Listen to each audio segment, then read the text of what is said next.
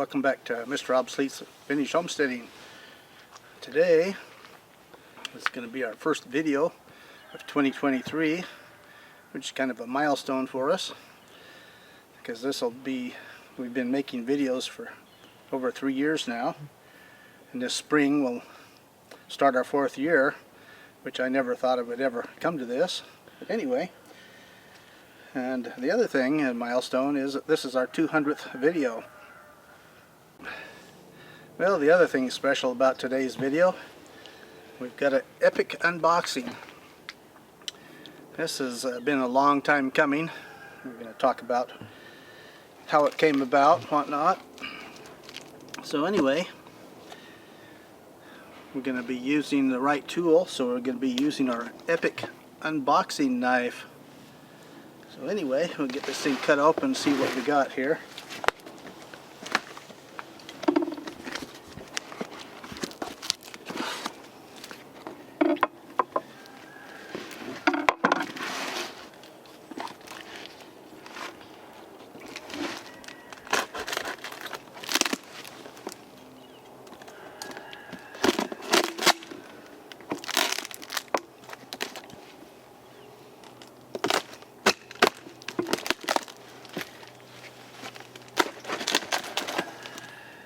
Boy, it's sure nice to have the right tool for the right job.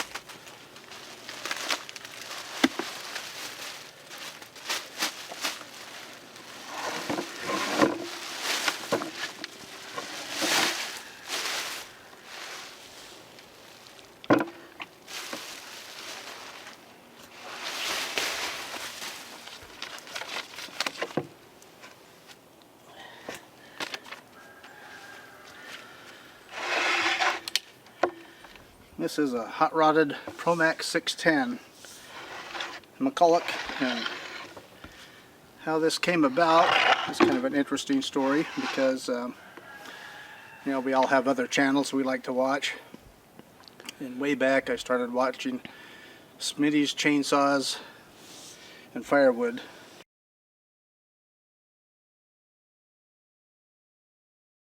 And he had been watching my videos too. And see that, you know, the Max 610 is my favorite saw for all the woodworking I do mostly. I have a small fleet of them, and talk about, there's a lot of videos we've done on them and why I use them. So he had started an adventure on his own, and what it was he'd been collecting homelight saws, specializing in them actually, and he ended up with a couple of McCulloch 610s that somebody gave him.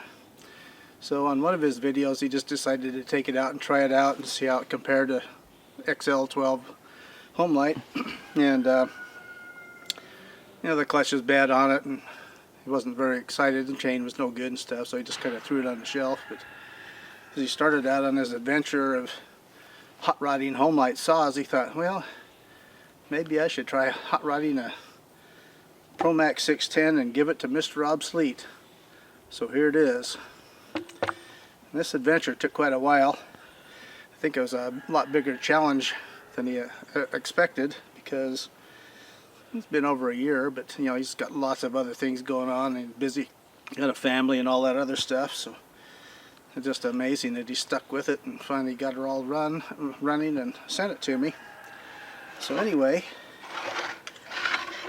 these, if you don't know, they're a 60cc saw. They were made from 1976 until 1999. The largest selling chainsaw model of any chainsaw ever made. And the Homelight XL12 series was the second largest selling of ever. But anyway, his adventure took a bit of time, because he was, you know, trying different porting, because the McCulloch is laid out totally different from the Homelights. And so, you know, this was a learning experience for him, and he decided that, you know, anything you do like that is going to improve your knowledge and skills, which it did. So anyway, we'll talk briefly about the difference on them here. Be right back.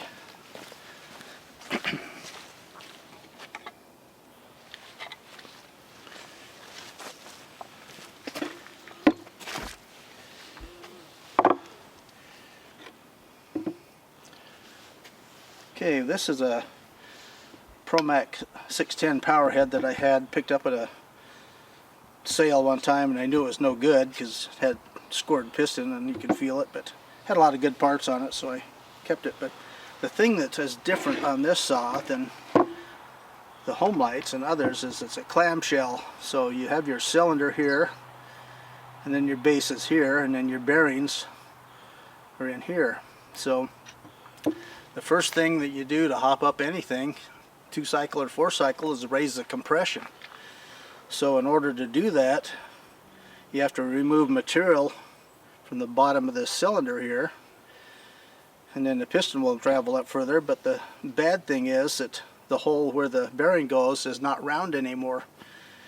Now on the home lights, most of them, the cylinder just unbolts and comes off, and so that's a lot easier to do. And then when you do change them, though, it changes the port timing, and so then you have to go back and modify the ports. So this took a really long time to do, because anytime he modified the base of this and the ports, he had to go back and make the hole for the bearing round again, and he was using just grinding tools and whatnot. So I think he's on the way to getting a lathe now where he could do something like this a lot easier. But like he says, it was a learning experience and a good experience. So anyway, and another thing is people are always experimenting on 2-cycle engines is the exhausts. Now the exhaust on these, here's the bottom of it here, and this goes on underneath like this. The exhaust on these is a lot different than most others. Most of them just bolt onto the side or a rectangular box. They have a shield in there for a spark arrestor and stuff like that. Well, these have the spark arrestor mounted on the outside with screws, and it's a really weird looking muffler, and most people think, first thing to throw away. Well, that's a mistake.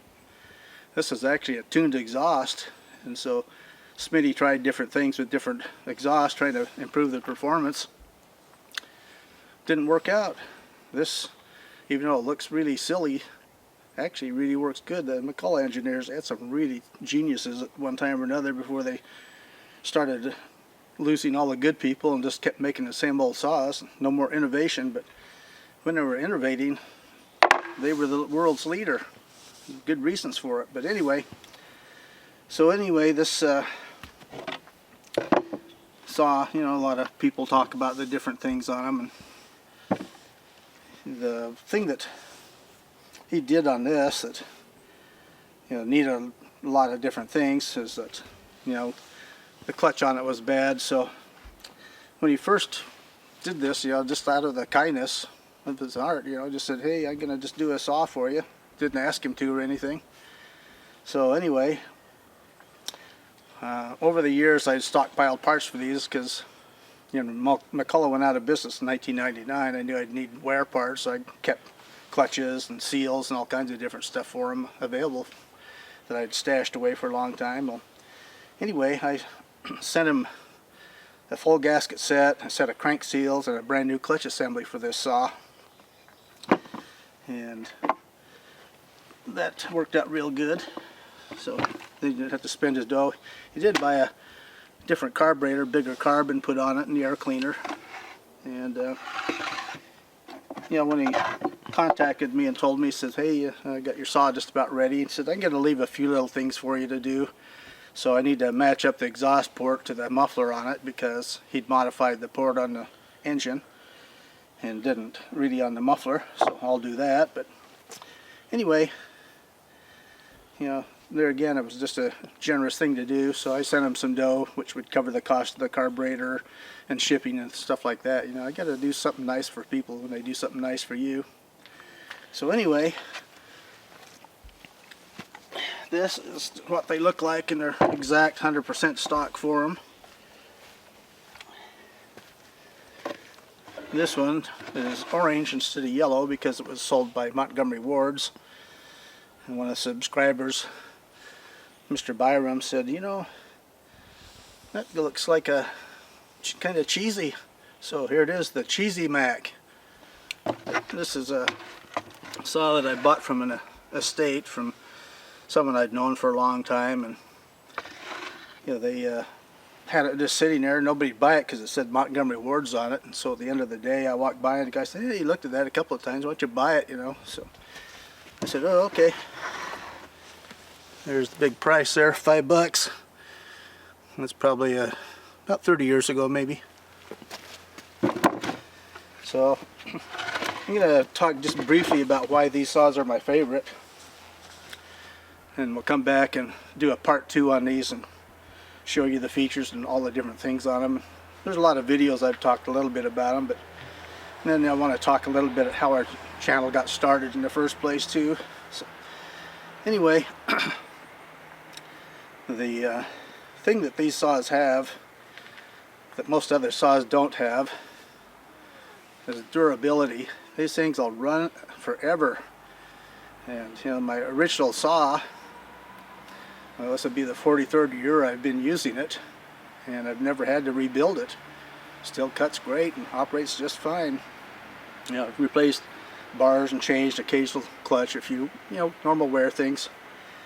But other than that, you see all these videos, all these guys, like the hot rod saws, including Smitty's.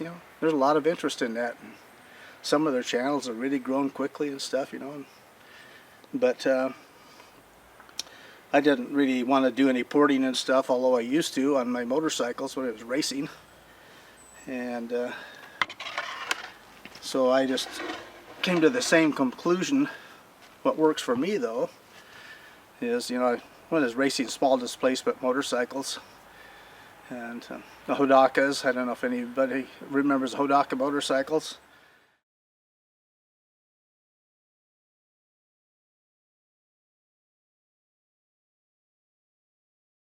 They were a little Japanese bike that were imported by this little outfit in Central Oregon. But they became a big player in the motorcycle industry, dirt bike industry for a long time, and then disappeared. But anyway, we'll go into those too. I could do some historical stuff on them. I've got a bunch of them. So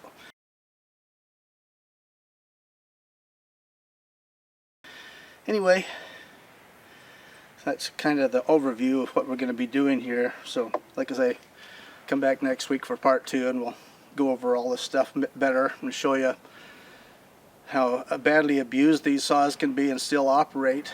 And like I say, that's why I use them. But so durability is the #1 reason. Ease of maintenance and repairs, which they don't require much in the way of repairs. And about the only negative thing is that people, oh, they're too heavy. And yeah, they're heavy for their size of saw, but I look at it as a positive, because if you got a little cheesy lightweight plastic saw, modern saw, you're out cutting with it, and set it down, a big gust of wind blows by and stuff, and you go to pick up your saw. Oh, where the heck's my saw? Oh, how did it get clear over there? The wind just picked it up and blew it over there because it's like a feather. So anyway, these are heavy, so they'll stay right where they're at.